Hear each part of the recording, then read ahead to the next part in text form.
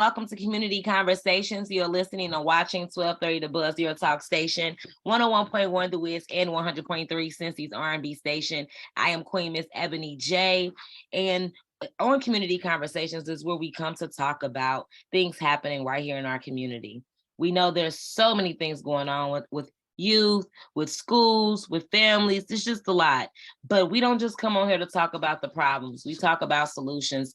And I'm excited because I got Miss Patty Ragio here. She is representing First Tee, Greater Cincinnati, and Northern Kentucky. How are you doing, beautiful?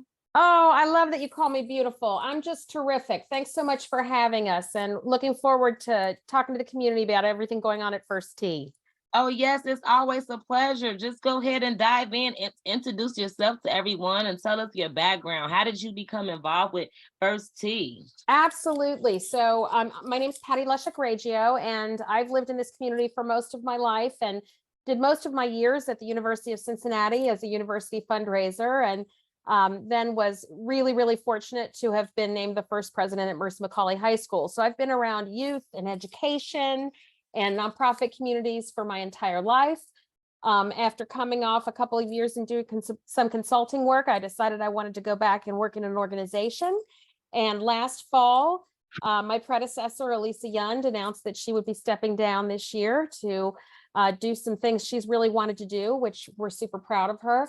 And a search was launched, and I got connected with the chapter's leadership and just fell in love. I'm a longtime golfer. I'm not a great golfer. In fact, I'm a terrible golfer.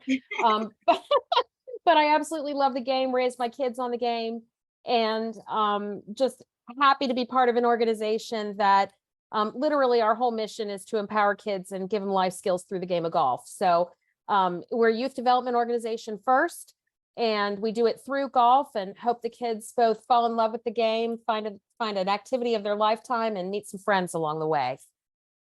Well, I know your mission, of course, is a powerful mission at that, but it's to positively impact the lives of the youth through building their character by using golf as the platform. Talk to us more about like how the organization actually achieves this goal within the community. Absolutely. Well, first of all, we're backed by the power of 150 other chapter network. First Tee has a long history across North America. Actually, we've got chapters in Mexico and Canada as well.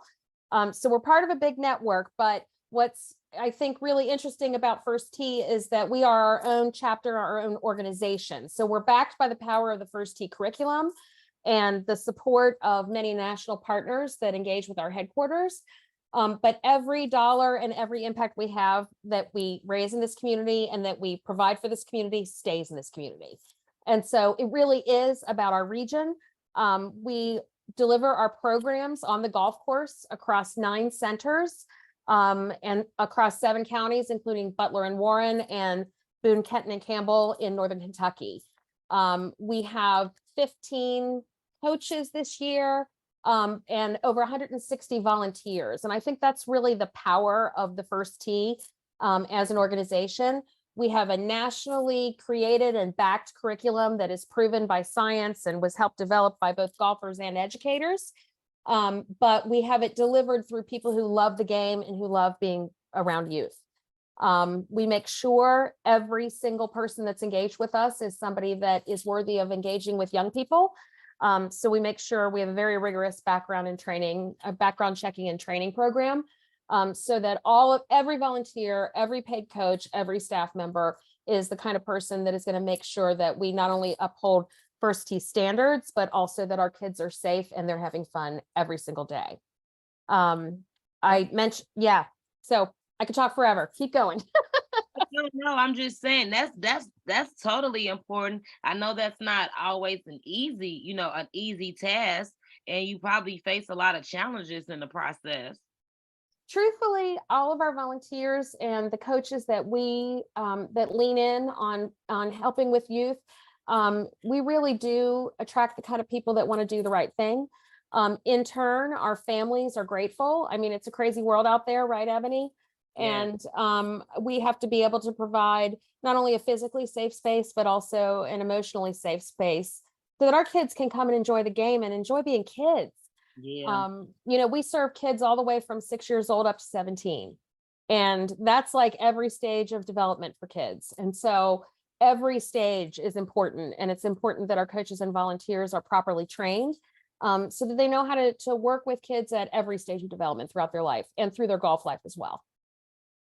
How do you work with local schools and communities to expand the reach and the impact in the First Tee programs? Because Oh, you have yeah. to get the word out there. And so, Yes. Yes. Thank you for asking that question. So not only do we have golf course programs, we serve over about 1,100 kids every year on the golf course in our regular programs, but our footprint reaches over 22,000 kids a year. And we do that primarily through our partnerships with schools. We provide First Tee curriculum and First Tee equipment to schools, and the support that they need to train and self-train their physical education teachers. What is unique about First Tee curriculum is that in most states across this country, our curriculum also ticks every box in terms of phys ed education. And so it fits right into our school curriculum, right into what our school standards are. It's a really great seamless way for phys ed teachers to introduce kids to the game of golf through fun games, and we call it snag equipment. It models the types of things that you learn on the golf course, but it's not real golf. It's fun games, and it's about a 2 to 3 week curriculum. So we're super proud to have 85 schools partners in our strategic plan. We hope we have almost 100 by 2025, and we'll reach over 20,000 kids this year just through our schools. Our community partnerships are equally as deep and as important. And it includes, and I got to give a shout out to our partners at Troon and the Cincinnati Recreation Commission, as well as folks at Height Center and Cincinnati Children's, the Congenital Heart Alliance. We work with all these organizations to make sure the game of golf is accessible to all populations.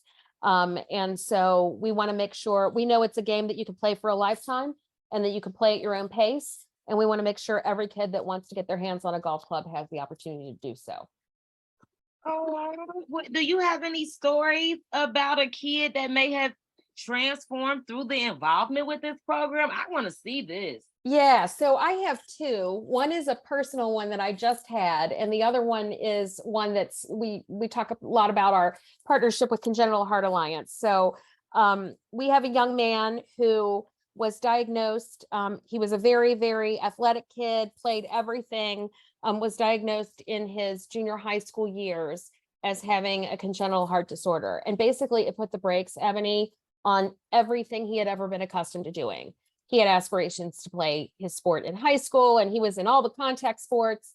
And suddenly he had a pediatric cardiologist at our most wonderful #1 Cincinnati Children's Hospital tell him that he was sorry, but he wasn't going to be able to do that anymore. And through some networking and some discussions that they had through Cincinnati Children's, our partner, they got connected with the Congenital Heart Alliance and our program called Scratch Golf. Scratch Golf is actually the brainchild of a gentleman by the name of Spencer Timmel here in town. And he has engaged not only our chapter, but 2 other First Tee chapters in Arizona and New Mexico, and has aspirations to work through, he's calling it his 18 holes. So they want 15 more First Tee chapters and great pediatric heart hospitals to work with across this country. So this is truly one of those magical moments where a great idea found the right infrastructure in First Tee. And now this young man actually, golf is his thing, and he plays competitively, and absolutely loves the game and has a clear vision for what he wants to do in terms of his future, both academically and through the game. So that one's huge. I think he aspires to both play in college as well as possibly work in intercollegiate athletics. And so we're watching him closely. My personal transformation moment was 2 weeks ago. I was observing at a class at Avon Fields that was in partnership with another organization here in town called Reaching Out for Kids. Also has a golf background and delivers at Avon Fields at our Cincinnati Rec partnership. And I was observing his class, and I was just there to observe as a First Tee partner.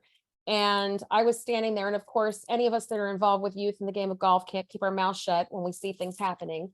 And Coach Ron looked at me and he said, "Go on down there, get on in there." And I had one of those moments, Miss Ebony, where the kid was really frustrated, and with just a few little tips and some encouragement, he went from frustrated to a gigantic smile on his face. And he said, Coach Patty, he said, I can't wait to come back next week. So those are the kinds of magical things that happen every day at the First Tee and through our partner organizations as well. And we just want more kids that want to learn a great game that they can play for the rest of their life to know about us. I'm just loving the fact that kids are actually growing and becoming different and being changed through golf. Yeah. I know some of my listeners may not be familiar with the game of golf or the even potential impact that it may have beyond being a sport.